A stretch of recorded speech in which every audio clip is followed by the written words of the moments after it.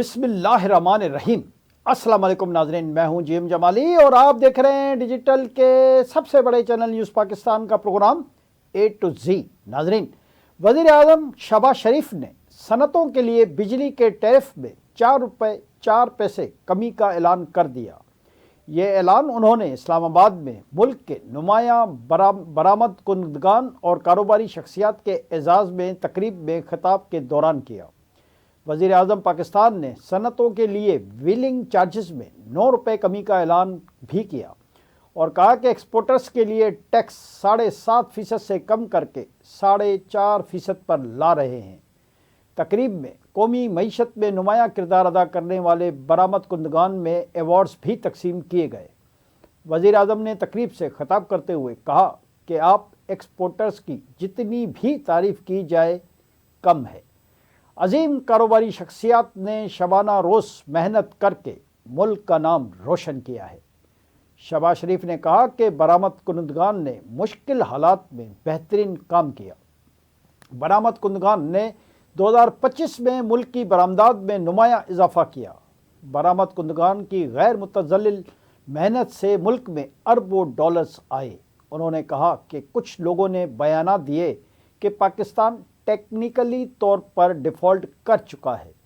ماضی میں پاکستان کے دیوالیہ ہونے کی باتیں کی جاتی رہیں۔ ملک کو دیوالیہ ہونے سے بچایا۔ ہمارے لیے یہ ایک بڑا چیلنج تھا۔ حکومت سنبھالی تو ملک کی معاشی صورتحال ابتر تھی۔ وزیر اعظم شہباز شریف نے کہا کہ عام آدمی نے بہت مشکلات کا سامنا کیا ہے۔ مہنگائی کی شرح میں بتدریج کمی آ رہی ہے۔ ان کا کہنا تھا کہ بہتر معاشی پالیسیوں کی وجہ سے ملکی زر مبادلہ دگنا ہو چکا ہے۔ حکومت کی کاوشوں سے ملک دیوالیہ ہونے سے بچ گیا۔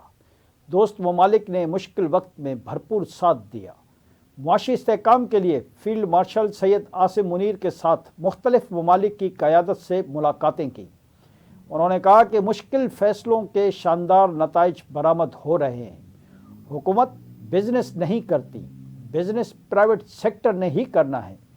وزیر اعظم شہباز شریف نے کہا کہ میری ٹیم کے تمام وزراء انتھک محنت سے ملک کی ترقی کے لیے راہیں ہموار کر رہے ہیں۔ سیاسی و عسکری تعاون سے ترقی کے تمام راستے کھل رہے ہیں۔ دوسری جانب وفاقی وزیر برائے منصوبہ بندی، ترقی و خصوصی اقدامات احسن اقبال کا کہنا ہے کہ 2029 تک 60 ارب ڈالرز کی ایکسپورٹس کا ہدف ہے۔ احسن اقبال کا کہنا تھا کہ اگلے 10 سال میں پاکستان کو 100 ارب ڈالرز کی برآمدات تک پہنچانا ہے۔ وفاقی وزیر نے کہا کہ میڈ ان پاکستان کو عالمی معیار کا برانڈ بنانا حکومت کی اولین ترجیح ہے۔ احسن اقبال نے گلف فوڈ 2026 میں پاکستانی پویلین کا دورہ کیا اور برآمدات بڑھانے پر زور دیا۔ اس موقع پر وفاقی وزیر نے پاکستانی اسٹالز کا معائنہ کیا، نمائش کنندگان سے ملاقاتیں کی۔ واضح رہے کہ گلف فوڈ میں 140 سے زائد پاکستانی کمپنیاں شریک ہیں۔ جی ناظرین، ادھر پاکستان اسٹاک ایکسچینج میں کاروباری ہفتے کے 5ویں روز آج ملا جھلا رجحان دیکھا جا رہا ہے۔ بازار حصص میں کاروبار کے دوران 100 انڈیکس 173 پوائنٹس کے اضافے کے بعد 1,82,511 کی سطح پر پہنچ گیا۔ کاروبار کے دوران 100 انڈیکس 1,83,975 پوائنٹس کی بلندی پر بھی پہنچا، جبکہ 1,82,347 کی نچلی سطح پر بھی گیا۔ دوسری جانب سونے کی قیمت میں مسلسل اضافے کے بعد نمایاں کمی واقع ہوئی ہے۔ ملک بھر میں فی تولہ سونے کی قیمت 35,500 روپے کم ہو گئی۔ آل پاکستان صرافہ جیمز اینڈ جیولرز ایسوسی ایشن کے مطابق فی تولہ سونے کی قیمت کم ہو کر 5,37,362 روپے ہو گئی ہے۔ ایسوسی ایشن کے مطابق 10 گرام سونے کی قیمت 30,435 روپے کم ہو کر 4,60,701 روپے ہو گئی۔ عالمی بازار میں سونے کی قیمت $355 کم ہو کر $5,150 فی اونس ہے۔ ایسوسی ایشن کے مطابق فی تولہ چاندی کی قیمت 1,106 روپے کمی سے 11,069 روپے کی ہو گئی ہے۔ واضح رہے کہ گزشتہ روز ملک میں سونے کی فی تولہ قیمت میں یکمشت 21,200 روپے کا اضافہ ہوا تھا۔ جی ناظرین، ایک اور اہم خبر سے آپ کو آگاہ کریں کہ گزشتہ روز صوبہ خیبر پختونخوا کے ضلع بنوں میں آپریشن کے بعد چند علاقوں میں کرفیو نافذ کر دیا گیا۔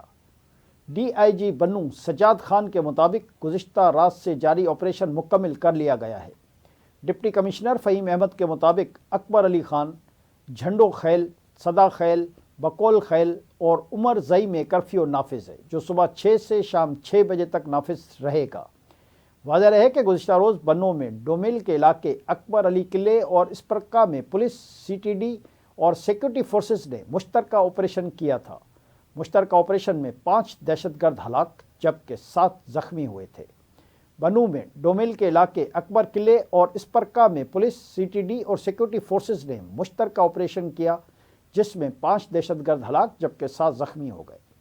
ڈی آئی جی بنوں سجاد خان کا کہنا ہے کہ گزشتہ رات سے جاری آپریشن اب مکمل کر لیا گیا ہے۔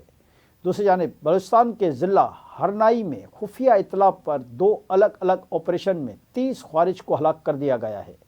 دہشت گردوں کے قبضے سے برآمد ہونے والا دھماکہ خیز مواد کو موقع پر ہی تلف کر دیا گیا۔ ضلع پنجگور میں بھی آپریشن کے دوران 11 دہشت گردوں کو ہلاک کیا گیا۔ دہشت گردوں کے قبضے سے پنجگور میں بینک ڈکیتی کی رقم بھی برآمد کر لی گئی ہے۔